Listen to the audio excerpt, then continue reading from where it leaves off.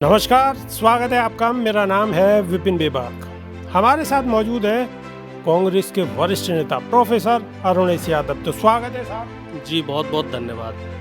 Professor साहब, सबसे पहला सवाल, जब से जनता ने जनादेश दिया है और राहुल गांधी विपक्ष के नेता बने हैं, तब से एक भी दिन नहीं बैठे हैं, लगातार भाग दौड़ में लगे हुए हैं और जनता की समस्या को समझ रहे हैं, देख रहे हैं और उठाने की कोशिश कर रहे हैं। और अब मणिपुर पहुंचे हैं और मणिपुर के बाद में शायद उनका प्रोग्राम रायबरेली का है। कैसे देखते हैं? देखो साहब, जब से चुनाव के परिणाम आए तो बीजेपी आईटी सेल एक नरेशन बना रहा था कि राहुल बाबा जो है वो इटली चले गए।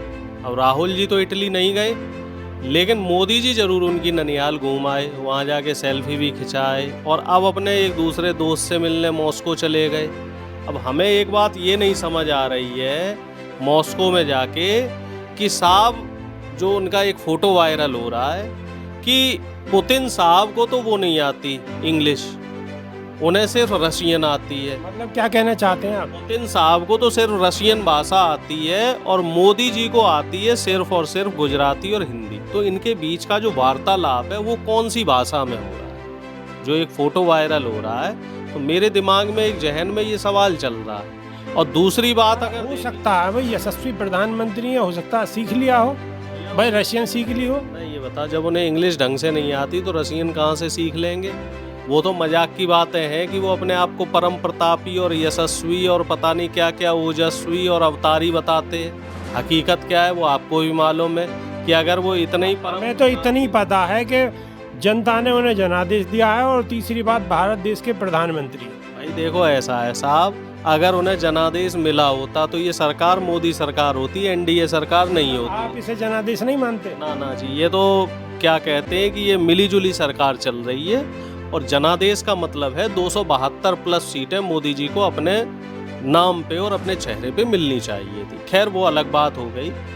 हमारी बात चल रही है अवतारी पुरुष पे। अगर मोदी जी इतने अवतारी पुरुष हैं तो मणिपुर जाने में उन्हें डर क्यों लग रहा है? मणिपुर वो क्यों नहीं गए, जबकि नेता विपक्ष राहुल गांधी 3 बार मणिपुर जा चुके हैं। और आज की एक बड़ी बढ़िया तस्वीर, एक खूबसूरत तस्वीर ये आई है कि राहुल गांधी जी रायबरेली गए और रायबरेली का जो एम्स है वहाँ एक बच्ची से मिले और उस बच्ची के साथ ऑनलाइन लूडो भी खेल रहे हैं, जो मोबाइल पे लूडो गेम चलता है। तो बड़ी ही मतलब एक अच्छा दृश्य देखने में लगा। राहुल गांधी की अगर बात करें तो राहुल गांधी तो हर जगह जा रहे हैं, किसानों के पास भी जा रहे हैं, श्रमिकों के पास भी जा रहे हैं, लोको पायलट के पास भी जा रहे हैं। संगत का असर देखिए, मैं जरा 1 मिनट और लूंगा।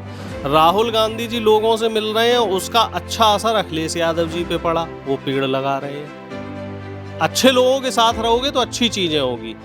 मोदी जी पीआर में लगे रहते हैं तो उसका असर देखिए किरण रिजिजू जी पे पड़ा। आज वो अपनी कोठी से वो किस तरीके से वो उनका वीडियो भी वायरल हो रहा है, एक्सरसाइज वाला, 2 डंबल लिए हुए जो कलाकारी कर रहे हैं। तो ये फर्क है, आप जिस संगत में रहते हैं, जिन लोगों की तरह रहते हैं, आप उसी तरीके से बन जाते हैं।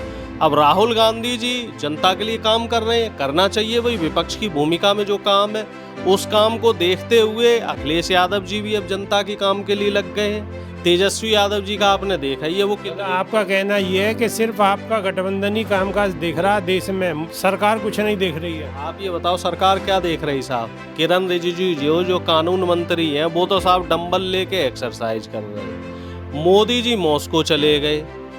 स्मृति ईरानी जी तो खैर चुनाव हार ही गई है तो उनका तो अता पता अब लगना नहीं। वैसे भी योगी जी जो है वो लखनऊ को नहीं संभाल पा रहे हैं। लखनऊ पूरा का पूरा वेनिस शहर बन गया है, पूरा लखनऊ डूब गया। पता नहीं साहब इन्होंने 8 साल किया क्या है? कहाँ तो इन्हें रोडें बनवाई, कहाँ नाले बनवाए।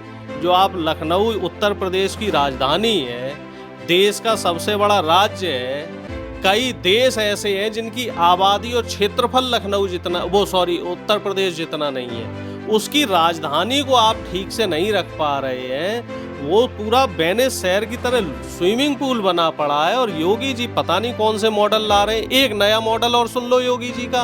अब ये कह रहे हैं कि वो वीडियोग्राफी और करनी पड़ेगी पुलिस वालों को। अच्छा, पुलिस वाले उनसे बड़े कलाकार, वो पता नहीं कैसे एक वीडियो आज मैंने देखा, वो प्लास्टिक की बंदूक लिए कोई बच्चा जा रहा था, उसे ही धर लिया भैया। अब ये होगा, मतलब पुलिस वाले भी ऐसी कलाकारी कर रहे हैं कि उनके सामने फिल्म के अभिनेता अभिनेत्री फीके पड़ जाएं। ऐसी ऐसी कलाकारी। आपने मुद्दा उठाया पहली बारिश का। अब पहली बारिश पे ही अगर हम आए तो दिल्ली में आम आदमी पार्टी की सरकार है, वो भी कहीं ना कहीं आपके गठबंधन का हिस्सा है, इंडिया गठबंधन का। एक सेकंड, पहले सवाल पूरा होने दीजिए, पहले सवाल पूरा होने दीजिए। गठबंधन था वो हमारा सिर्फ केंद्र के लिए था। विधानसभा चुनाव हम लोग अलग अलग लड़ेंगे, क्योंकि विधानसभा के लिए जो हमारा गठबंधन था वो आम आदमी पार्टी से नहीं था। पहले भी हम इनसे अलग लड़े थे, पंजाब में भी हम इनके खिलाफ लड़े थे। ये सिर्फ लोकसभा के लिए गठबंधन था, और उसका भी कारण था क्योंकि हमें संविधान। सवाल करूं या ना करूं ये तो बता दो। तो करना आपका अधिकार है साहब। पहले सवाल करने दो ना मुझे। बिल्कुल साहब। भाई ठीक है, आप अपने हिसाब से जहां आपको जैसे फायदा हो उस हिसाब से गठबंधन। एक मिनट, राजनीति मैं कब कह रहा हूँ ऐसे नहीं होती है, मैं ये कह रहा हूँ वो आपके राजनीतिक फायदे और नुकसान के हिसाब से होती है राजनीति। फायदा नुकसान नहीं, राजनीति में साहब कोई स्थायी मित्र नहीं, कोई स्थायी शत्रु। मैं भी तो वही बात कह रहा हूँ कि फायदे और का फेर है ना। देखो जी, मोदी जी की तरह आप शब्दों से मत घुमाइए। हमें मालूम है कि आप लोग मोदी जी भी इससे बहुत प्रभावित हैं, तो उस शब्दों का ही तो आप ये कहिए कि हम भी गोदी मीडिया हैं। नहीं, सारा जो है सवाल बराबर होते रहेंगे। आप सवालों से नहीं बच सकते। गलत मत कीजिए, अब गलत सवाल पे देखिए। आप सवालों से नहीं बच सकते। हम कब बचे हैं साहब? हम तो चाहते हैं कि विपक्ष से आप सवाल सुनिए ना। लेकिन हम ये भी तो कह रहे हैं कि सवाल थोड़े से बहुत सत्ता पक्ष से भी हो जाए। अब बस 1 मिनट और लूंगा आपका, वो बात आ गई मुझे बड़ी बढ़िया ध्यान। अब अंजना दीदी आज तक पे ये तो पूछ रही है कि राहुल गांधी मणिपुर गए तो ये वहाँ लोगों की सांत्वना में गए या सियासी खेल खेल रहे हैं या वहाँ पाखंड कर रहे हैं। लेकिन मोदी जी से पूछने की हिम्मत नहीं है कि आप मणिपुर क्यों नहीं गए, आप रूस में वहाँ जो है पुतिन साहब के साथ कौन सा डांस कर रहे हैं। जब आपकी विपक्ष के लिए इस तरह की भाषा है, ये चलो बीजेपी के लोग बोले तो समझ में आता है, पक्ष विपक्ष इस तरह की छींटाकशी करता है और जायज है। लेकिन जब पत्रकार इस तरह की बात करने लगे या मीडिया हाउस इस तरह की बात करने लगे, तो वो मुझे लगता है कि वो कहीं भी न्याय संगत नहीं। आप मुझे सवाल से भटका रहे। पहले मुझे शब्द कह रहा था कि फायदा नुकसान नहीं, फायदा नुकसान मत कहो आप। अच्छा, और क्या कहें उसे ये है कि साहब राजनीतिक फायदा नुकसान नहीं, उसे आप कह सकते हो कि जन सरोकार। अच्छा चलो ठीक है, मैं सवाल अब ऐसे करता हूँ आपसे कि यूपी में आपका जन सरोकार आपके हिसाब से है, ठीक है। दिल्ली में जो पार्टी है उससे भी आपका जन सरोकार है। तो जब बारिश अगर यूपी में होती है, पानी भरता है, तो आप सवाल उठाते हो, और जब बारिश होती है दिल्ली के अंडरपास हैं उनमें पानी भरता है तो आप सवाल नहीं उठाते। आपसे किसने कहा साहब? ये वही बात हो गई कि कबूतर आंख बंद कर ले तो ये सोचता है सामने बिल्ली है ही नहीं। आपने जिक्र नहीं करा ना, आप उस पे भी सवाल उठाते। भाई आपने यूपी के लिए कहा, नेताओं ने भी जिक्र किया, दिल्ली पे भी सवाल हो रहे हैं। जो हमारे दिल्ली के प्रदेश अध्यक्ष हैं, जो इंचार्ज हैं, वो सब बराबर सवाल कर रहे हैं कि भैया आखिर जो ये सीवर की प्रॉब्लम है ये हर साल मुंह आई क्यों खड़ी रहती है।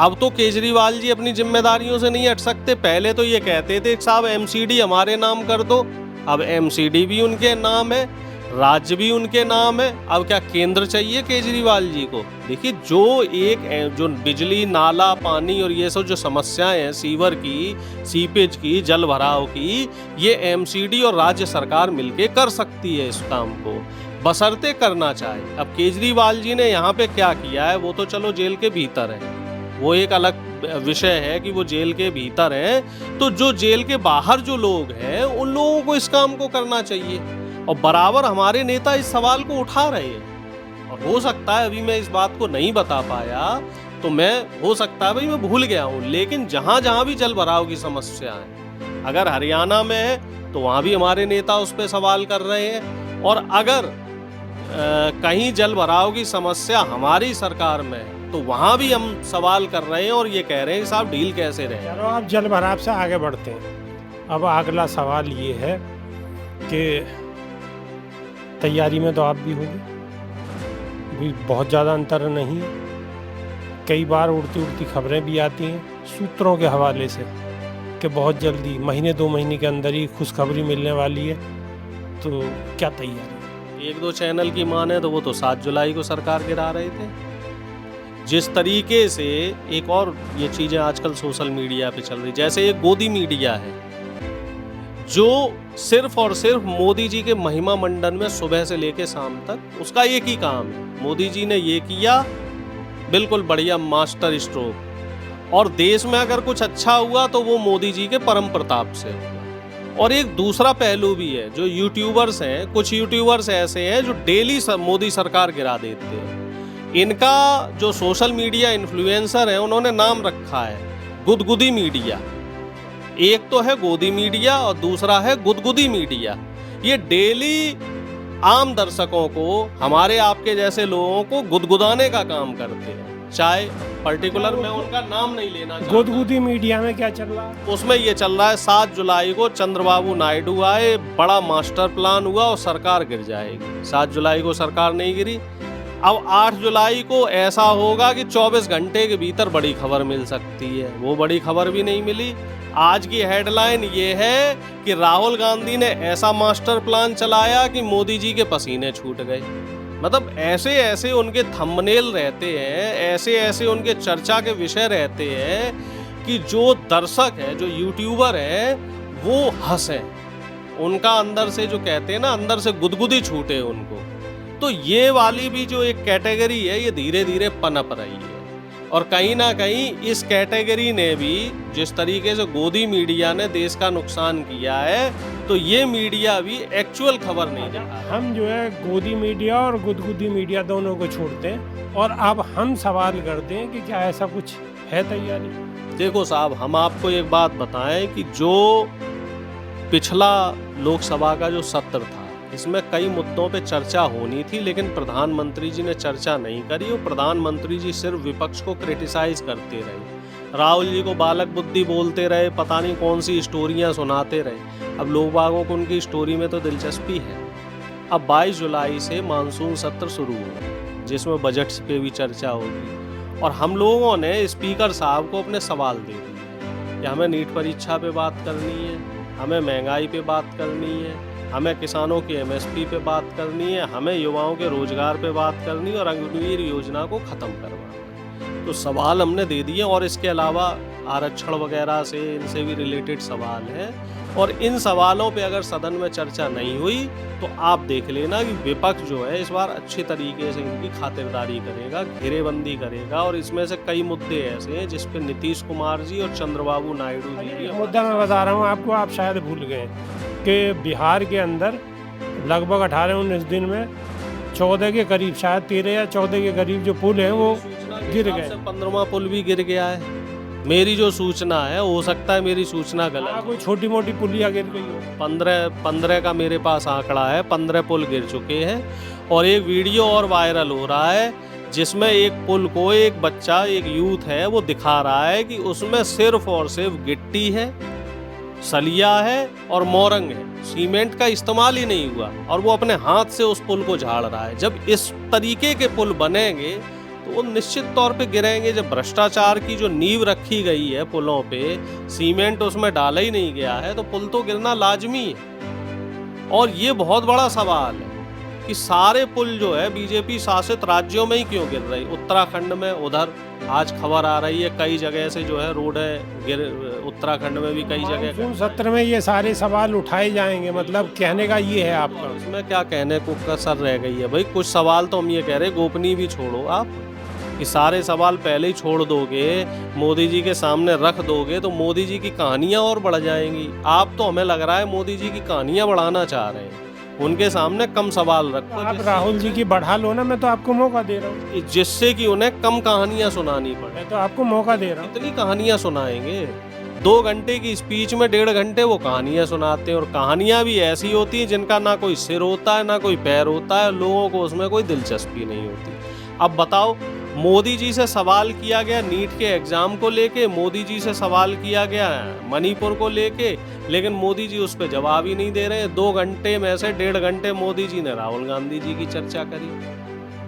अरे राहुल गांधी जी नेता विपक्ष है, उन्होंने आपसे सवाल किया, आप उसके जवाब दो। जवाब ना दे के आप उस व्यक्ति विशेष के लिए कसीदे करना आपने शुरू कर दिया। अब एक लास्ट सवाल ये कि राहुल गांधी ने वहाँ से आह्वान करा मणिपुर से मीडिया के माध्यम से कि मोदी जी यहाँ अवश्य आएं और देखें और यहाँ के लोगों की समस्या को सुने और उसका समाधान करने की कोशिश करें। तो क्या आपको लगता है कि मोदी जी मणिपुर पे कुछ संज्ञान लेंगे? देखो साहब, अगर मोदी जी दिमाग का इस्तेमाल करें, हालांकि उनके लिए चल रहा है ना कि जड़ बुद्धि बैल बुद्धि, क्योंकि राहुल गांधी जी जो बात कहते हैं या विपक्ष जो बात कहता है वही काम मोदी जी नहीं करते हैं। लेकिन अगर वो इस काम को करते हैं तो मुझे लगता है कि जनता के लिए एक बहुत अच्छा और सकारात्मक संदेश जाए। और मेरे हिसाब से प्रधानमंत्री जी को, राजनीति अपनी जगह है, प्रधानमंत्री जी को मणिपुर जाना चाहिए, मणिपुर के लोगों से बातचीत करनी चाहिए।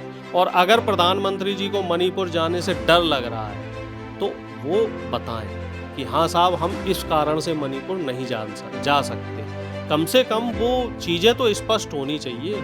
और आप नहीं जा पा रहे तो वहाँ के लोगों को बुला लो, उनसे मिल लो। भाई 100 लोग 200 लोगों का एक डेलीगेशन आप बुला लो, जो मेन खास लोग हैं, जो वहाँ संगठन होते हैं अलग अलग, जो जैसे कुकी समुदाय है, मैतेई समुदाय है, तो वहाँ के मौजिज़ लोग, वहाँ के प्रधान या फिर जो वहाँ के वार्ड मेंबर्स टाइप के जो लोग हैं, जो समझदार लोग हैं, शिक्षक वर्ग के लोग, पत्रकार बंधु, इन लोगों को बुला लो। 100-200 लोगों के डेलीगेशन से यहाँ मिल लो। वहाँ हो सकता है आपको डर लग रहा हो कि लोग आपके कपड़े फाड़ेंगे, आपको आपके साथ कुछ अभद्रता हो सकती है या कुछ वैसे होगा, वोटिंग होगी, स्लेजिंग होगी, उससे आपको डर लग रहा है।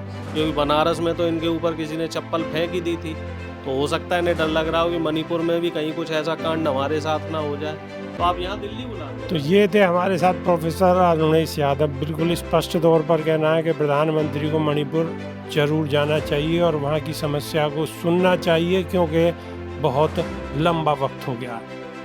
तो अभी के लिए सिर्फ इतना ही।